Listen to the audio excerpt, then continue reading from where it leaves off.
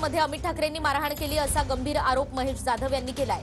मनसे कामगार सेनेचे पदाधिकारी महेश जाधव यांचा हा मोठा आरोप आपण पाहतोय। कामगारांची बाजू सोडत नाही म्हणून अमित ठाकरेंनी मारहाण केली असा गंभीर आरोप आहे महेश जाधव यांचा। मनसे आणि महेश जाधव यांनी एकमेकांवर खंडणीचे आरोप केलेले आहेत।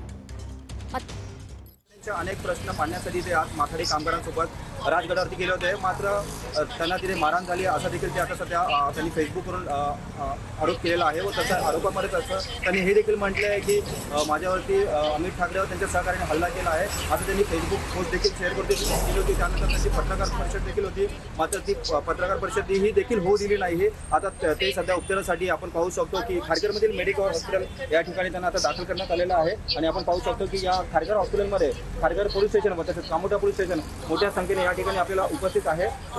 कुठलाही अनुचित प्रकार घडू नये म्हणून पोलिसांचा चोख बंदोबस्त हा खारघर मधील मेडिकल हॉस्पिटलमध्ये लावण्यात आलेला आहे व पोलीस अधिक तपास करत आहे व अधिक तपास करून पोलीस पुढचा जो गुन्हा आहे तो दाखल करण्याचा प्रयत्न देखील आहे अशी माहिती समोर येते। कॅमेरा पर्सन राजेंद्र सह मी रवी घरात, टीव्ही 9 मराठी।